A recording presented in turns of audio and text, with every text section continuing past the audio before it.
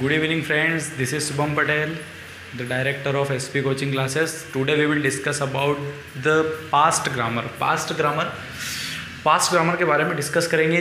Was were, ठीक है, was और वर के बारे में. वॉज, अब इसका ध्यान रखना, आप इसको वॉज बोला जाता है और इसको वर बोला जाता है. इसको बहुत सारे वेयर पढ़ते हैं. वेयर नहीं होता है, ये वर होता है. WERE, वर, ठीक है. तो आज वॉज और वर के बारे में पढ़ेंगे. तो वॉज और वर की जो सिचुएशन बनती है वो किस टाइप से बनती है कि किसी व्यक्ति वस्तु की पास्ट से संबंधित अवस्था को बताने के लिए वॉज वर का उपयोग किया जाता है. किसी व्यक्ति या वस्तु की पास्ट से संबंधित, मतलब भूतकाल में जो गुजर चुका है उससे संबंधित अवस्था को बताने के लिए अपन वॉज वर का यूज़ करते हैं.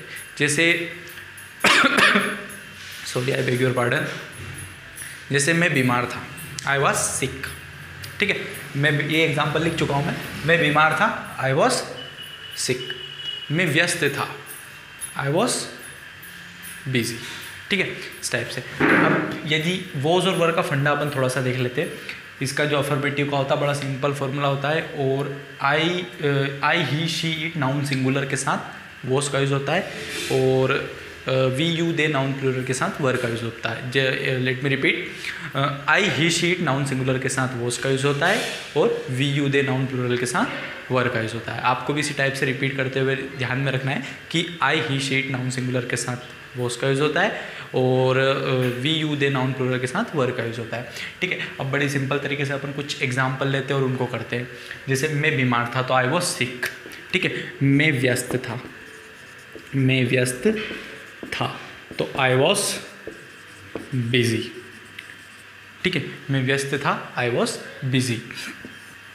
वह ईमानदार था, वह मतलब ही के साथ भी वॉज, तो ही वॉज ऑनेस्ट, ठीक है. He was honest. हम अकेले थे,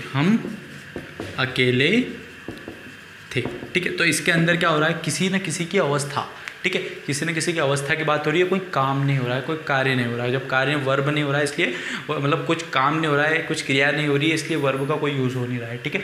हम अकेले थे मतलब वी, और वी के साथ लगता है अपना वर, तो वी वर अलोन, ठीक है. हम अकेले थे, वी वर अलोन.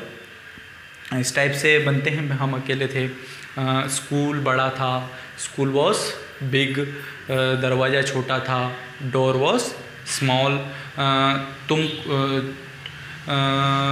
तुम टॉपर थे, तुम क्लास के टॉपर थे, तो you were the topper of class, ठीक है. क्योंकि यू के साथ क्या काम करता है अपना वर, तो you were the topper of class, ठीक है. इस टाइप से नेगेटिव बनाना है तो नेगेटिव में बड़े सिंपल तरीके से आपको वॉज या वर के बाद नहीं लगा सकते.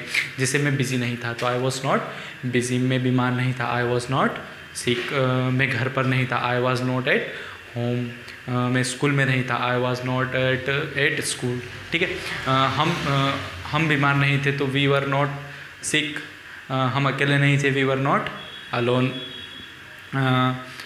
इस टाइप से आप वॉज या वर के बाद नोट लगा के और इसमें मतलब नहीं नेगेटिव सेंटेंस बन सकते हैं.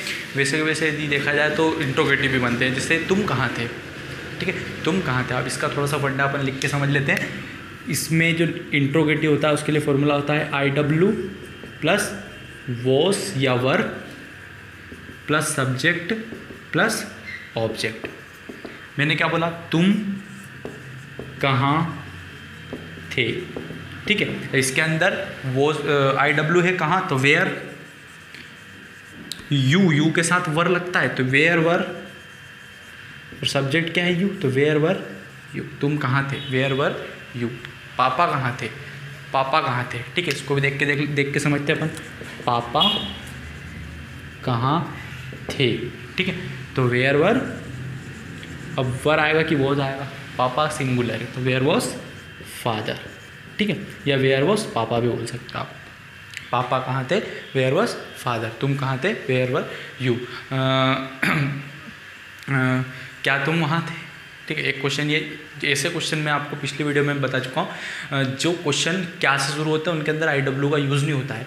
जैसे क्या तुम वहाँ थे, क्या तुम वहाँ थे, ठीक है. बड़ा सिंपल है, क्या तुम वहाँ थे, ठीक है. तो तुम है मतलब वर, तो वर यू वहाँ है ना देयर, वर यू देयर, क्या तुम वहाँ थे, ठीक है।